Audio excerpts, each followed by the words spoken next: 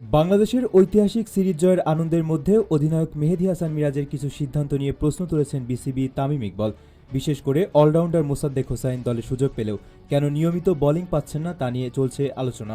অস্ট্রেলিয়ার বিপক্ষে সিরিজে মোসাদ্দেক ব্যাট হাতে গুরুত্বপূর্ণ অবদান রাখলেও অনেক ম্যাচে তাকে খুব কম ওভার বা একেবারেই বোলিং করতে দেখা যায়নি। এই কারণে সামাজিক যোগাযোগ মাধ্যমে অনেক ভক্তের দাবি, যদি মোসাদ্দেককে একাদশে রাখা হয় তাহলে তার অফ স্পিনকেও কাজে লাগানো উচিত। তবে মিরাজের ব্যাখ্যা ভিন্ন। সিরিজ শুরুর আগে তিনি স্পষ্টভাবে বলেছিলেন মোসাদ্দেক একজন ব্যাটিং অলরাউন্ডার আর তিনি নিজে বোলিং অলরাউন্ডার, তাই দুজনের ভূমিকা এক নয়। দলের প্রয়োজন অনুযায়ী মোসাদ্দেককে ব্যবহার করা হচ্ছে।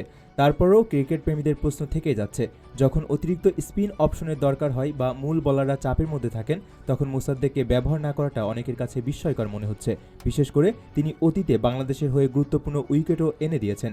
সিরিজ জিতলেও মিরাজের অধিনায়কত্ব নিয়ে আলোচনা থামছেই না। সমর্থকদের একাংশ মনে করেন বোলিং পরিবর্তনে আরও সাহসী সিদ্ধান্ত নিলে বাংলাদেশ ভবিষ্যতে আরও শক্তিশালী দল হয়ে উঠবে। অন্যদিকে ফলাফল বলছে মিরাজের নেতৃত্বে বাংলাদেশ টানা সিরিজ জিতছে এবং অস্ট্রেলিয়ার বিপক্ষে ইতিহাসও গড়েছে। তাই সমালোচনা থাকলেও আপাতত জয়ের হাসি সবচেয়ে বড় উত্তর। মোসাদ্দেক হোসেন দীর্ঘদিন ধরেই বাংলাদেশের ক্রিকেটে একজন নির্ভরযোগ্য অলরাউন্ডার হিসেবে পরিচিত। ব্যাট হাতে মাঝের সারিতে দলকে বিপদ থেকে উদ্ধার করার পাশাপাশি তার অফ স্পিনও অনেক সময় ম্যাচের মোড় ঘুরিয়ে দিয়েছে। ফলে দলে তার উপস্থিতি শুধু একজন ব্যাটার হিসেবে নয়, বরং একজন কার্যকর অলরাউন্ডার হিসেবে গুরুত্বপূর্ণ। এ কারণেই সমর্থকদের বড় একটি অংশ মনে করেন মোসাদ্দেককে শুধুমাত্র ব্যাটিংয়ের মধ্যে সীমাবদ্ধ রাখাটা তার সামর্থ্যের পুরোটা কাজে না লাগানোর শামিল।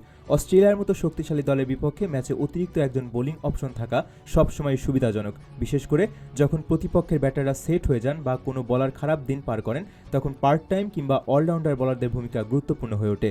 অনেকেই মনে করছেন এমন পরিস্থিতিতে মোসাদ্দেককে কয়েক ওভার বোলিং করালে হয়তো নতুন কিছু সুযোগ তৈরি হতে পারত। তবে অধিনায়ক হিসেবে মিরাজেরও নিজস্ব পরিকল্পনা আছে। তিনি হয়তো মনে করেছেন যে দলের মূল বোলাররাই নির্ধারিত কাজ সফলভাবে করতে পারছেন।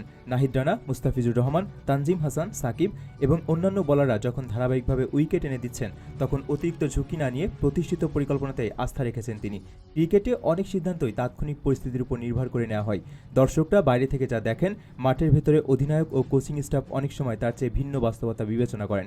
পিচের অবস্থা, ব্যাটারের ধরন, ম্যাচের গতি এবং দলের কৌশল সবকিছু মিলিয়েই একটি সিদ্ধান্ত আসে। তাই মোসাদ্দেককে বোলিং না দেওয়ার পেছনেও হয়তো এমন কিছু কারণ রয়েছে যা সাধারণ দর্শকদের চোখে ধরা পড়ে না। তবুও আলোচনা থামছে না, কারণ মোসাদ্দেকের মতো একজন অভিজ্ঞ অলরাউন্ডারকে দলে নিয়ে তার বোলিং দক্ষতাকে খুব কম ব্যবহার করা হলে প্রশ্ন উঠবেই। ভবিষ্যতের ম্যাচগুলোতে যদি তাকে আরও বেশি বল হাতে দেখা যায় তাহলে হয়তো এই বিতর্কের অবসান ঘটবে।